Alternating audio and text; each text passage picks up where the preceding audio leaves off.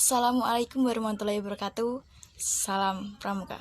Perkenalkan, nama saya Wahyu Bonika Sari dari Ambalan Cut Nyakdin, Pangkalan SMA Negeri 1 Kradinan. Saya akan menjelaskan sedikit tentang kepramukaan Indonesia dan dunia. Sebelum itu, kita harus mengenal apa sih itu pramuka. Pramuka adalah organisasi atau gerakan kepanduan yang menjadi wadah pendidikan kepramukaan di Indonesia. Kalau dalam dunia internasional, pramuka disebut dengan istilah kepanduan dunia atau Boy Scout. Yang pertama, sejarah pramuka dunia atau kepanduan dunia. Sejarah pramuka di dunia pertama kali dimulai saat Baden-Powell menuliskan pengalamannya dalam buku Scouting for Boys pada tahun 1908. Buku tersebut dibuat untuk panduan acara perkemahan yang dirintisnya pada tahun itu. Pada tahun 1912, Baden-Powell bersama adik perempuannya Agnes mendirikan organisasi pramuka untuk wanita bernama Girl Guides. Pada tahun 1916, mulai berdirinya organisasi pramuka untuk usia siaga yang dinamai dengan KAP atau Anak Serigala. Pada tahun 1918, kemudian berdiri organisasi Rover Scout yang ditunjukkan untuk kelompok remaja berusia 17 tahun. Baden-Powell kembali mempublikasikan bukunya Rovering to Success pada tahun 1922 yang berbicara tentang seorang pemuda yang mendayung perahu sampahnya menuju ke pantai kebahagiaan. Tepatnya pada tanggal 30 Juli sampai 18 Agustus 1920 di Olympic Hall, London. Kegiatan jambore di dunia pertama kali diadakan dan diikuti sebanyak 800 peserta dari 34 negara. Dalam kegiatan ini, pada akhirnya Baden-Powell dinobatkan sebagai Bapak Pandu Dunia. 2. Sejarah pramuka di Indonesia.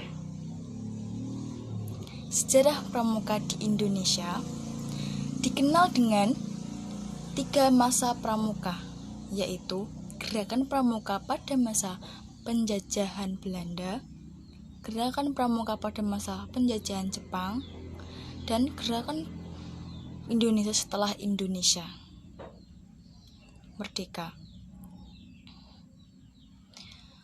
Pertama, gerakan pramuka pada masa penjajah Belanda di Indonesia.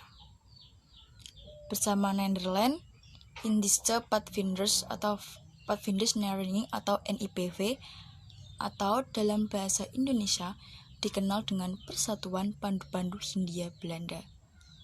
Setelah Sumpah Pemuda, kegiatan pramuka semakin digemari, sehingga terbentuknya Pandu Pemuda Sumatera pada tahun 1930.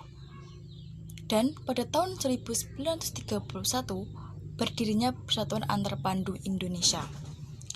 Kemudian pada tahun 1936 berubah nama menjadi Badan Pusat Persaudaraan Kepanduan Indonesia atau BPPKI.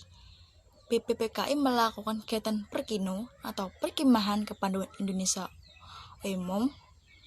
Perkemahan inilah yang menjadi cikal bakal pelaksanaan kegiatan jambore hingga sekarang. Pada saat penjajahan Jepang, gerakan pramuka masih berjalan dan masih bisa bertahan. Namun, saat Jepang menyerang kepada Belanda, banyak tokoh kepandu Indonesia yang ditarik masuk ke Kei Bondan, Peta, dan Seinindan.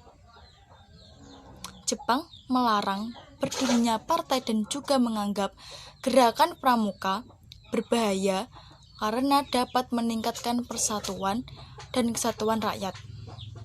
Hal itu tidak menyurutkan tekad kepanduan Indonesia untuk menjalankan Perkino II dalam memperjuangkan kemerdekaan bangsa Indonesia dalam mengusir tentara Jepang. Setelah kemerdekaan Indonesia, tanggal 28 Desember 1945 didirikan organisasi Pandu Rakyat Indonesia di Solo yang menjadi wadah kepanduan di seluruh Indonesia.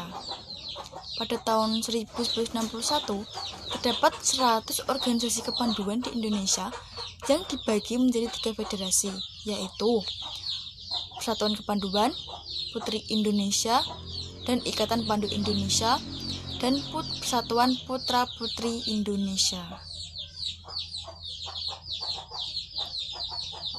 Pada tanggal 14 Agustus 1961, Gerakan Pramuka diperkenalkan secara resmi pada seluruh masyarakat sehingga pada hari itu diperingati sebagai Hari Pramuka. Setiap tanggal 14 Agustus. Demikian penjelasan mengenai sejarah pramuka di dunia sampai menyebar ke Indonesia. Semoga bermanfaat bagi kalian. Assalamualaikum warahmatullahi wabarakatuh. Bye.